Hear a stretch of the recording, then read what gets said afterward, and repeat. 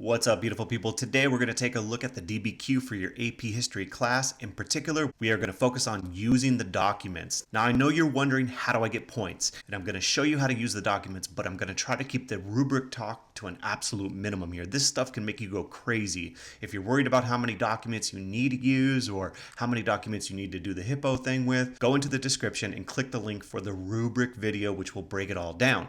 This video is just about how in the heck you should approach the documents and use them in your essay. And in my experience, this is what messes with most students and their ability to do well on the DBQ. With that being said, quick check of the rubric language. You will get a point if you use the content of the document to address the topic of the prompt. And what this really means is in your essay, you describe the document. In your writing, you break down what the document is saying, what the document is about, but you don't really connect it to any argument. So this is really basic and you can get a point for doing this. The next part of the rubric is really using the documents to support or advance your argument. This is where you are using the documents as evidence. You're not just describing or interpreting the document, you're doing something useful with the document and showing the reader how it proves your thesis. Another part of the rubric that's linked to the documents is the hippo point or the deeper analysis point. We're not going to go into extreme detail on the extended analysis, but just know that we're going to make some references to this part of the rubric. And then finally, stuff that's not directly connected to a document using outside information and complex understanding can also be achieved during your analysis and your use of documents. So we'll touch on that in just a moment. So we're going to use this prompt as our sample prompt, and for the purposes of keeping this video as short as possible, we're going to imagine that we only have 3 documents to look at. Now, up until this point, you haven't actually looked at the documents. You've done all of the things in the black right there. It took about 2 to 3 minutes. You don't want to spend too much time on this, but now it's time to go on an adventure and find us some evidence and interpret some documents. Now, before we actually do this, I want to give you a quick little checklist of what I think you should do as you approach each document. So the first thing is to source the document. Does the name of the author, the date, the context of the document, title of the document ring any bells? Jot it down in the margins if that will help you out. Then you want to quickly read and annotate the document. Now focus on the big idea of the document. There will be words, in fact whole sentences, that will throw you off. Let's be real. You may be confused by the whole dang thing, but remember, your focus is to know the main idea of the document in regards to the prompt and how it might be useful in advancing your argument. So if you can't understand every part of it, don't worry, you could still do something with it. Next, you want to think about how could this document help you defend your thesis. Now, when you are reading the document for the first time, you more than likely don't have a thesis yet. So how could you answer the question with this document? Does it give you an idea for a potential thesis? The next thing you want to do is, does the document connect to any of the other documents? You want to try to connect the documents into different groups or buckets. Make connections to the documents. Remember, the people who created this test chose these documents for a reason. How do the documents reinforce or perhaps even contradict one another? And if you can group these documents as you're reading them, you will develop your line of reasoning, which will become your body paragraphs. And then finally, you also want to do the following. Does any outside information come to mind that may be relevant to your developing thesis? You only need a couple pieces of outside information, and if anything is triggered, jot it down.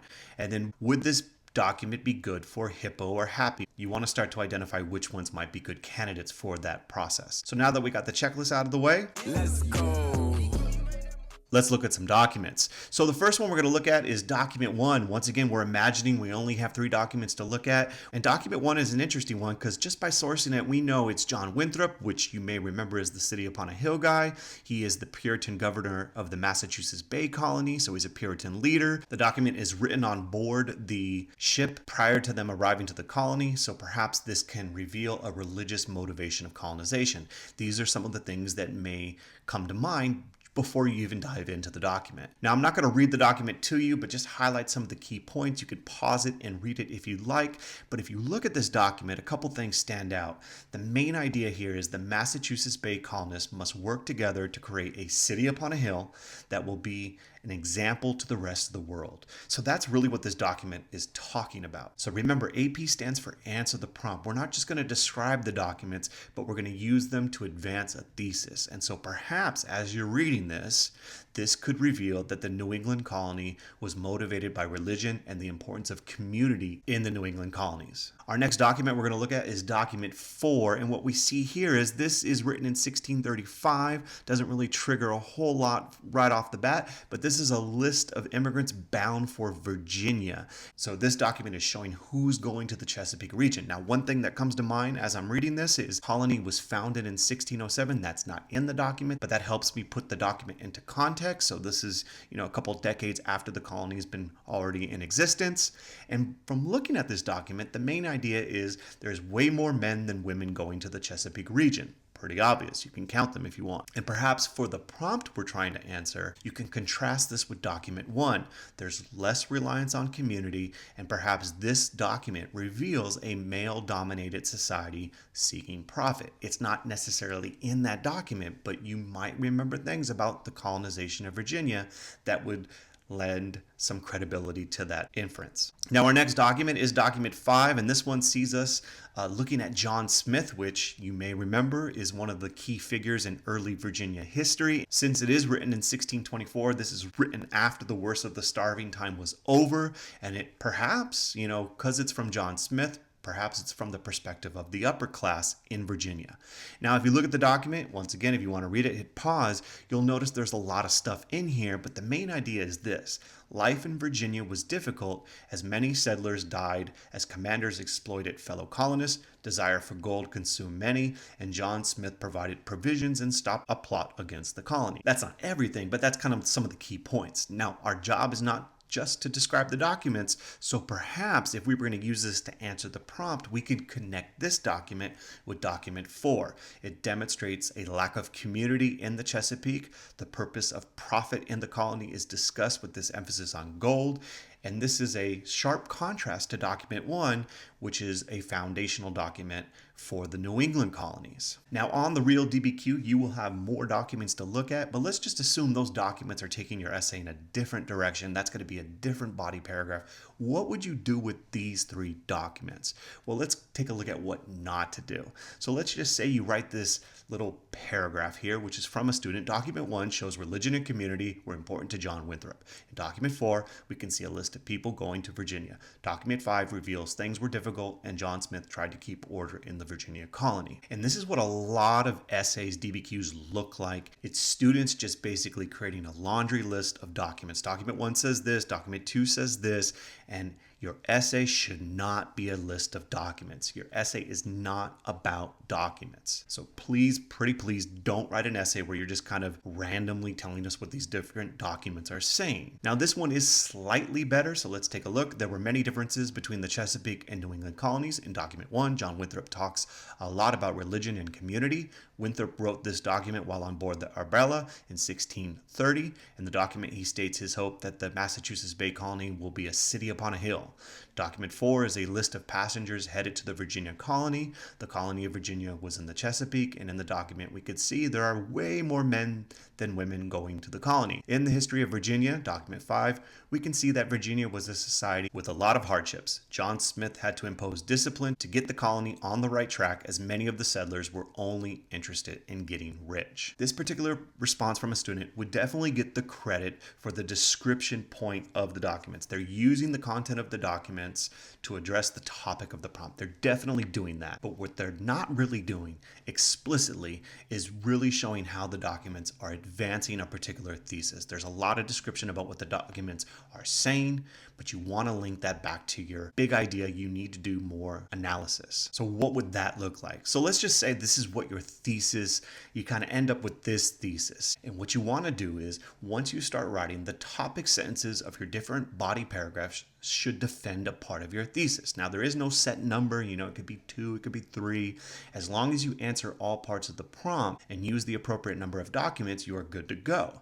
So for this particular thesis, let's just imagine that this is going to be one of our body paragraphs. This is the topic sentence. It's a line of reasoning. And since you are trying to make connections between the documents and link them back to an argument, you decide your first body paragraph we'll focus on this part of the thesis. One of the things you will quickly see is that if you have a well thought out thesis with a clear line of reasoning, it's going to make your life tremendously easier. So here's how. Remember, the red part is your thesis, and the documents we just looked at will help us make the point of this idea of the motives for colonization and the characteristics of the colonists causing these two societies into two different directions. So big idea here is documents that prove the same point can and definitely should be used in the same paragraph to advance a similar argument. So let's see how this particular student did this. So their first body paragraph looked something like this. The Chesapeake and the New England colonies developed into two distinct regions due to the different motivations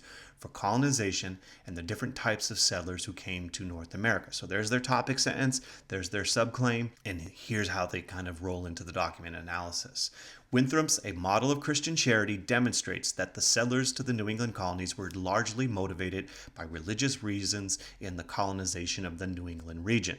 So document 1, there's some evidence to advance that part of the claim. They go on. Winthrop, the leader of the Massachusetts Bay Colony, was speaking to his followers about the unique mission they had in the New World and his desire to create a society that would serve as a city upon a hill. And then they cite the document, document 1. You want to do that to help the reader, the grader, figure out kind of where you're using the documents. It's not a requirement, but it's just nice to do. What they're doing here is the writer is providing some additional analysis of the document and kind of linking it back how it connects to the claim made and how it proves this thesis you have so proudly come up with. They go on. As a result of this motivation, many Puritans came to the New World as families, beginning with settlers on the Mayflower. A couple things here. Quoting. You don't want to quote. The only reason they got away with quoting is this is that famous phrase, a city upon a hill, but the reader knows what the documents say. You don't want to quote. The other thing, that stuff in the red, the Mayflower, would count as outside information.